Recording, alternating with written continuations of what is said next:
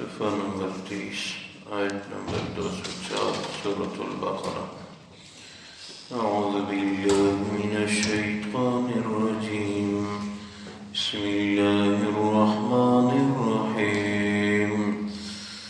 ومن الناس من يعجبك قوله في الحياة الدنيا ويشهد الله على ما في قلبه وهو ألد الخصام۔ اللہ تبارک و تعالی فرماتے ہیں وَمِنَ النَّاسِ مَن يُعْجِبُكَ قَوْلُهُ فِي الْحَيَاةِ الدُّنْيَا۔ اے محمد صلی اللہ علیہ وسلم، کچھ لوگ ایسے ہیں کہ ان کی باتیں دنیاوی زندگی کے حوالے سے آپ کو پسند آتی ہیں۔ وَيُشْهِدُ اللَّهَ عَلَى مَا فِي قَلْبِهِ، اللہ کو وہ گواہ بناتے ہیں کہ ہمارے دل میں خالص ایمان ہے۔ وَهُوَ أَلَدُّ الْخِصَامِ، اور حال ان کا یہ ہے کہ وہ بڑے جھگڑالو ہیں۔ وَإِذَا تَوَلَّى سَعَىٰ فِي الْأَرْضِ لِيُفْسِدَ فِيهَا، جب منہ موڑ کے آپ سے چلے جاتے ہیں تو زمین میں فساد کے واسطے پھیل جاتے ہیں۔ وَيُهْلِكَ الْحَرْثَ وَالنَّسْلَ، اور مسلمانوں کی کھیتیوں کو اور ان کی چوپایوں کو ہلاک کر دیتے ہیں۔ واللہ لا يحب الفساد، اللہ تبارک و تعالی فساد کو پسند نہیں فرماتے۔ وَإِذَا قِيلَ لَهُ اتَّقِ اللَّهَ أَخَذَتْهُ الْعِزَّةُ بِالْإِثْمِ، جب ان سے کہا جاتا ہے کہ اللہ سے ڈرو تو ان کا غرور ان کو پکڑ کے گناہ پہ آمادہ کرتا ہے۔ فَحَسْبُهُ جَهَنَّمُ، ان کے لیے دوزخ کافی ہے۔ وَلَبِئْسَ الْمِہَادُ، اور دوزخ بہت بری خوابگاہ ہے۔ وَمِنَ النَّاسِ مَن يَشْرِي نَفْسَهُ ابْتِغَاءَ مَرْضَاتِ اللَّهِ، کچھ لوگ ایسے ہیں کہ اپنی جان کا سودا کر لیتے ہیں اللہ کی رضا کے واسطے۔ وَاللَّهُ رَءُوفٌ بِالْعِبَادِ، اللہ تبارک و تعالی اپنے بندوں کے لیے نرم اور مہربان ہے۔ اللہ تبارک و تعالی ان آیات مبارکہ میں ایک منافق اور ایک صحابی کا ذکر فرما رہے ہیں۔ اخنس بن شریق، یہ ایک منافق تھا، حضور کی مبارک ذات کے قریب آ کے بیٹھتا تھا اور بڑی نرم اور اچھے انداز میں باتیں سناتا تھا، نرم مزاجی کا اظہار کرتا تھا، اور حقیقتاً اپنے دل میں منافق تھا، اور کہا کرتا تھا کہ اللہ گواہ ہے میں مخلص صحابی ہوں آپ کا۔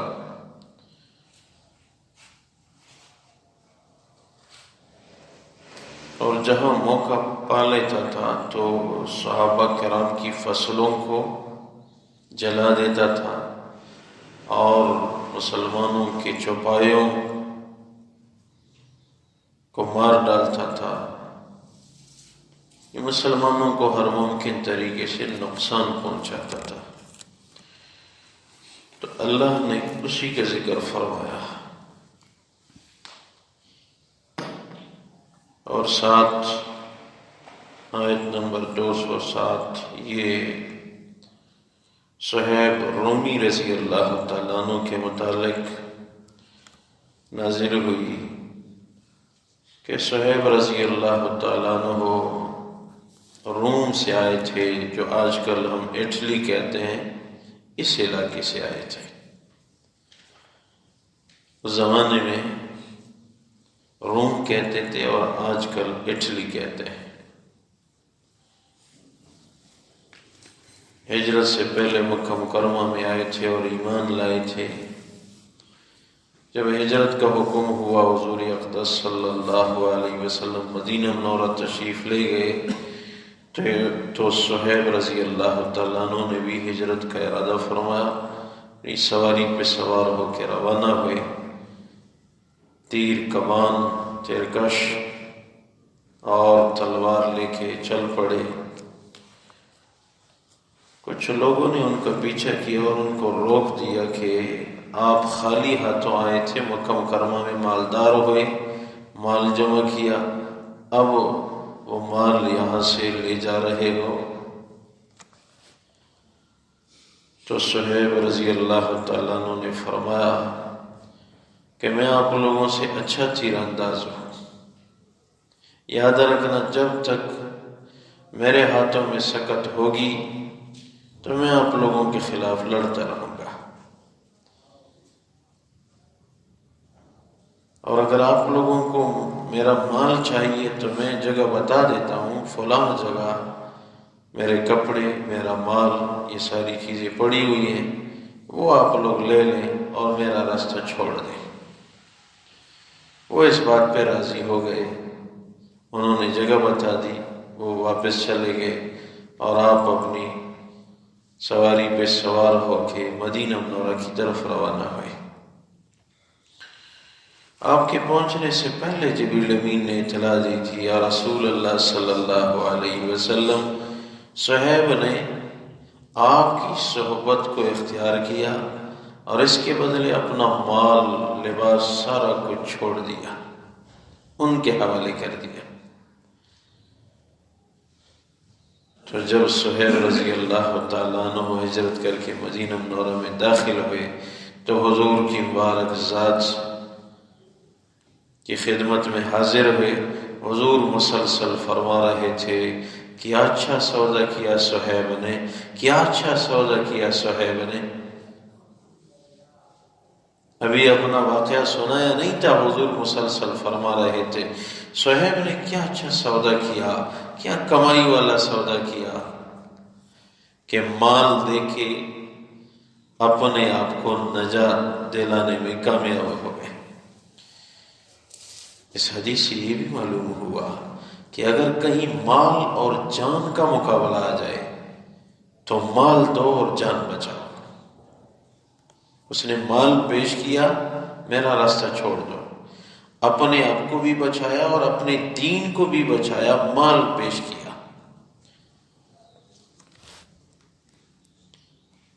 حضور کی مبارک ذات کے ہاں صحابہ کرام کے لباس میں منافقین بھی آتے رہتے تھے، جیسے اخنس بن شریق،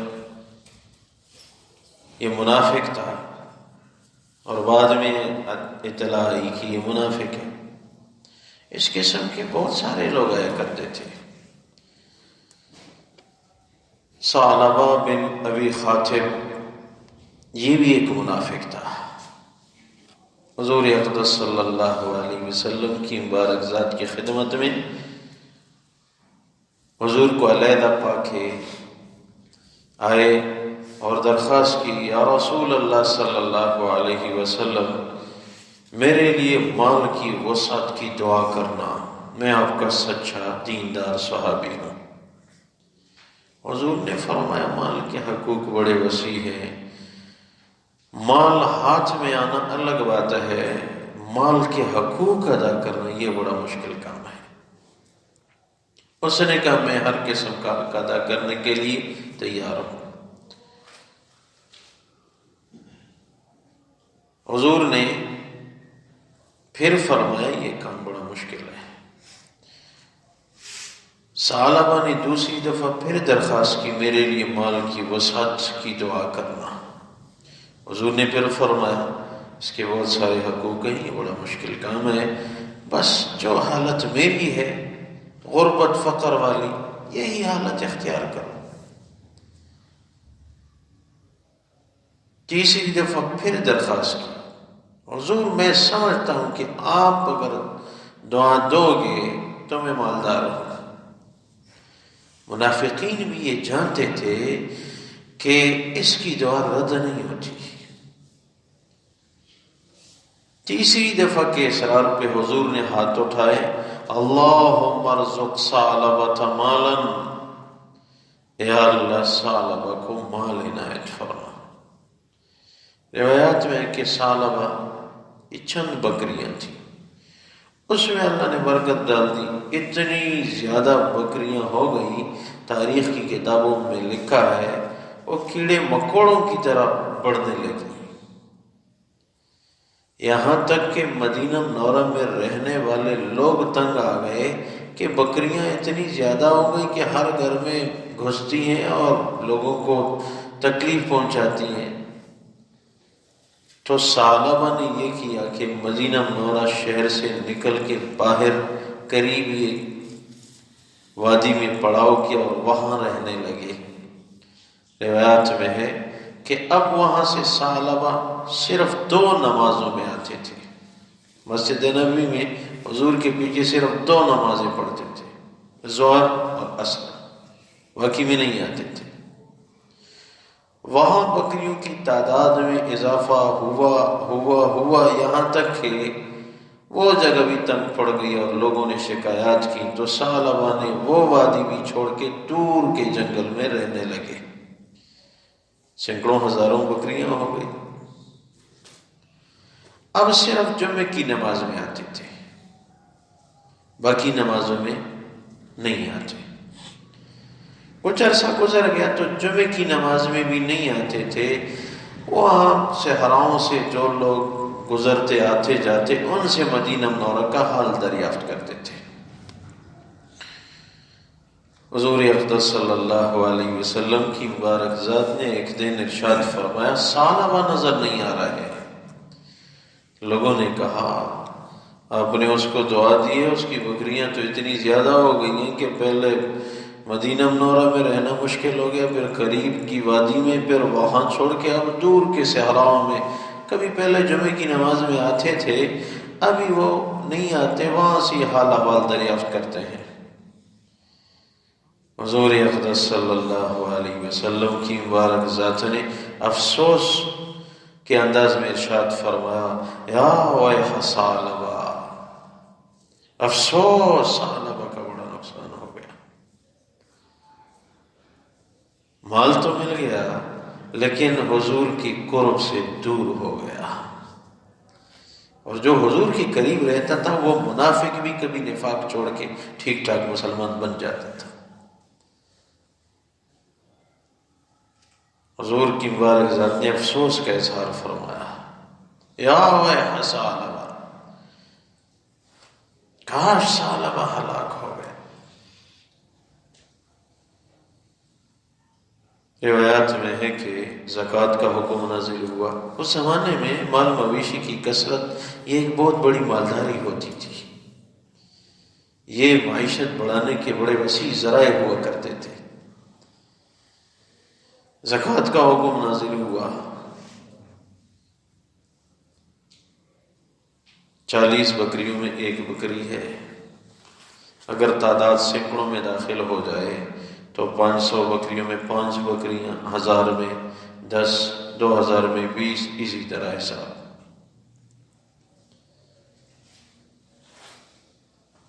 حضور اقدس صلی اللہ علیہ وسلم کی مبارک ذات نے چند صحابہ کرام کو بھیجا کہ فلاں جنگلوں میں ایک سلمی آدمی رہتا ہے، اس کی بہت ساری بکریاں ہیں اور ایک ثعلبہ ہے، ان سے زکوٰۃ وصول کر کے آؤ۔ ثعلبہ کے پاس گئے، اس نے کہا یہ تو ٹیکس ہے، چلو میں سوچوں گا، پھر میں خود مدینہ منورہ آؤں گا۔ سلمی کے پاس گئے، انہوں نے زکوٰۃ دے دی۔ حضور کی مبارک ذات کے پاس آئے تو انہوں نے احوال سنایا۔ حضور نے ارشاد فرمایا، میں ثعلبہ کو کہہ رہا تھا کہ یہ مال کی دعا مت کرنا، یہ مال سنبھالنا بڑا مشکل کام ہے۔ اب مال نے اس کو ہم سے دور کر دیا۔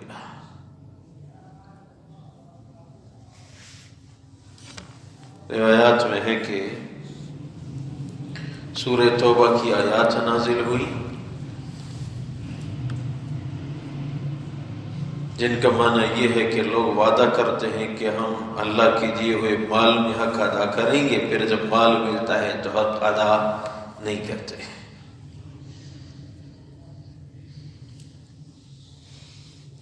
ان آیات کا جب ثعلبہ کو علم ہوا تو ثعلبہ نے بکریاں روانہ کی اپنی مالیت کی زکوٰۃ کا حساب لگا کے بکریوں کو لے کے مدینہ منورہ حاضر ہوئے۔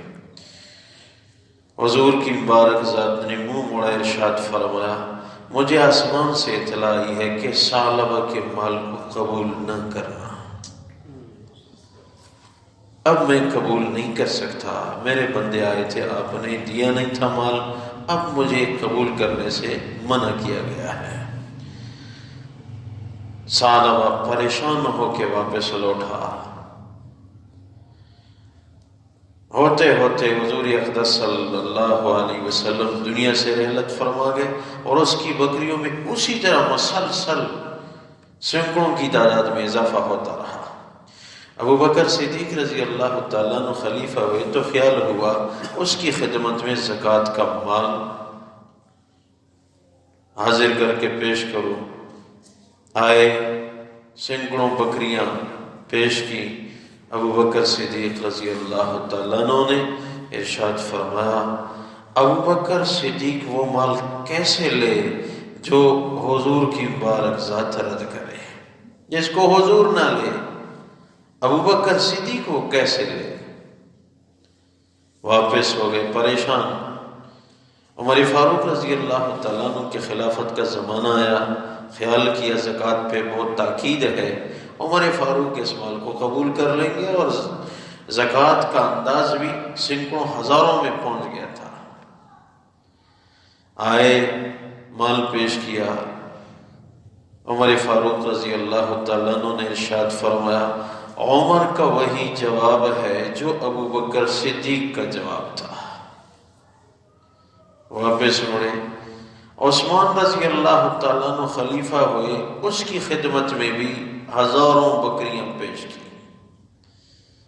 عثمان رضی اللہ تعالیٰ عنہ نے فرمایا جو مال حضور نہ لے، ابو بکر صدیق جس سے انکار کرے، عمر فاروق جس کو ہاتھ نہ لگائے، عثمان اس کو لینے سے قاصر ہے۔ ہمارے بڑے اساتذہ فرمایا کرتے تھے کہ حضرت علی رضی اللہ تعالیٰ عنہ کی خلافت کا ذکر کہ وہ خلیفہ ہوئے تو مال لایا، یہ روایات میں نہیں ہے۔